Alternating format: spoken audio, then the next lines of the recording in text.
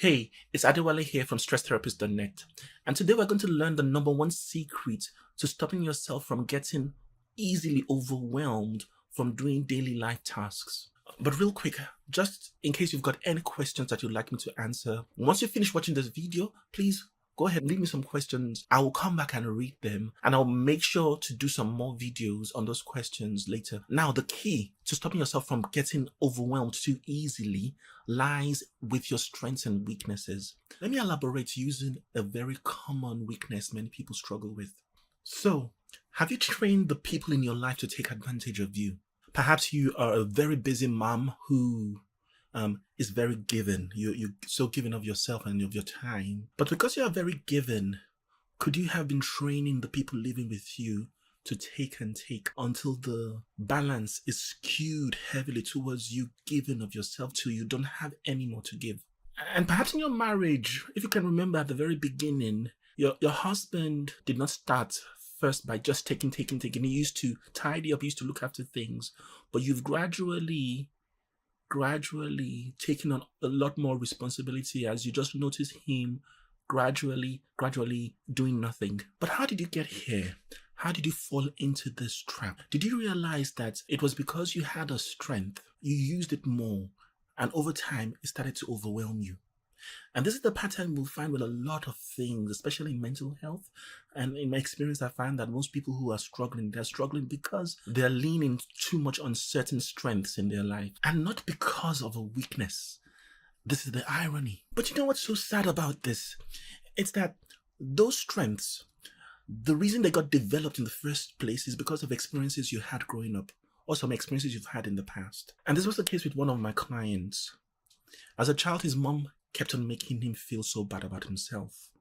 And he found that he just kept on trying harder to please mom. But the more he tried, the more mom made him feel worse. And because of this, he kept on trying to do things to make himself feel fulfilled and worthwhile. This became a pattern. It became the way of living life. But then he moved from his mom into his marriage and continued the pattern of trying to fulfill and try to please and support other people. And because his mom had made him feel so lacking in self-worth, he felt like this was what he had to do. And then sadly, this trained his wife, his children, to rely more and more on him like that. Can you see how this pattern is built?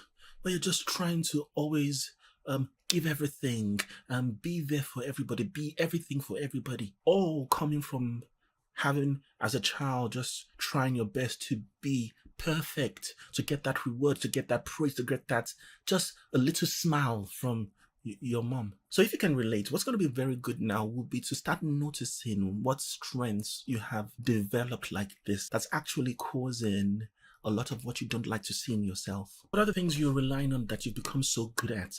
Have I become so good at protecting myself that I've isolated myself from everybody, protecting myself from hurt, protecting myself from people causing me more pain? So what are you so good at doing that has a purpose? But then that purpose, whilst it's good, there's some other negative weakness lurking underneath the same system you're relying on. Does it take you a long time to trust? Do you just quickly have your guard up and struggle to connect with people? So to help you quickly speed up the process of figuring out what strengths may have caused you to get stuck in a place where you feel overwhelmed all the time, I have an article that's written around this concept talking about 36 strengths that tend to sabotage people. If you go to Google and type in 36 positive habits, it will be the first link on that page. I want you to go there and look through the list of strengths to pick out the strengths that you may be relying too much on, a strength that is either making the people in your life take advantage of you, a strength that is making you feel weaker and unproductive as a mom or as a father. So I want you to come to this page with pen and paper so you can just write down the ones that are relevant to you. We've already talked about this self-protection problem. So if that is one that you can relate with, write it down. So the second one, confidence, I'll just speak about it a little bit because you will not really recognize it as a negative. You think it's only positive. But some people can be so confident that they don't realize that they're doing wrong things or they're making mistakes. So I just need to highlight that even something like self-confidence can be a problem. Why is this important to take note? You see, when you see the weaknesses in yourself, they often make you feel like you're not good enough. Whereas the reality is that even the strengths can make problems come as well. I'll give you a good example, because there was a time I was so confident about getting an A in a test. I studied so hard for this test, and I went to the test believing I would get an A, but I got an F. But why did I get an F? It was because in my confidence, I was studying the wrong thing. If I wasn't so confident, I might have gone and asked people, or maybe interacted with people and found out some things, and they would have pointed the problem out to me. So it's not necessarily that a lack of self-confidence is a weakness.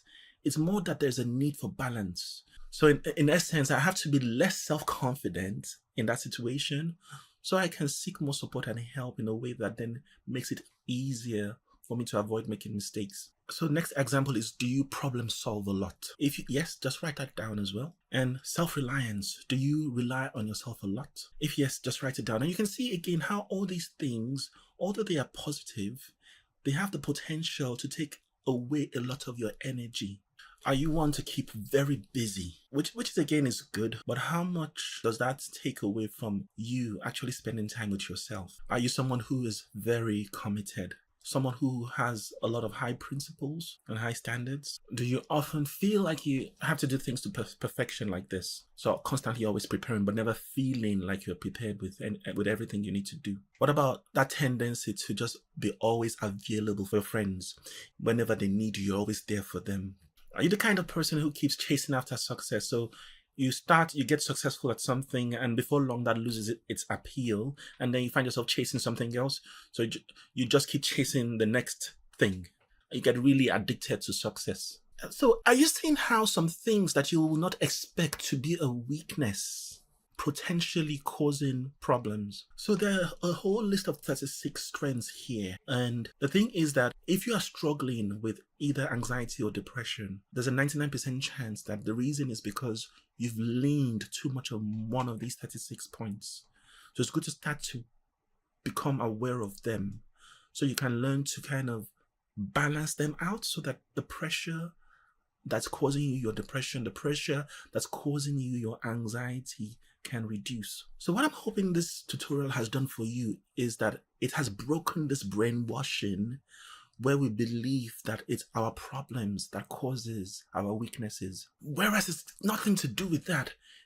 It's just because you've become too strong at certain things, and those things have affected your ability to be in balance in a way that you are more fruitful in the things you do. So that being busy, that being kind, that being a giver that has got you so busy to the point that you've not been able to do your own things because you're doing things for everybody else. It's not because you're weak. It's because you've got that as a strength. Because if you can break that belief that you're struggling because you've got some weakness in you, this would actually help you start to focus in the right direction so you can achieve the progress you want. So if you've now written all those strengths down, I want you to take that and observe yourself right through the week and start noticing how whenever you're struggling, you can actually link it to a strength. And once you start to understand that, once you start to see the strengths that are sabotaging you, the goal will be then to find a way to reduce them safely. And to help you with that, on that page with the 36 positive habits and strengths that I showed you just earlier, if you go on that page, at the bottom of the page, you can actually download a free PDF that shows you how to reduce reliance on these things safely. You do not want to reduce them too much because those strengths are still good. And there are a lot of things that have helped you through many things in life. So get that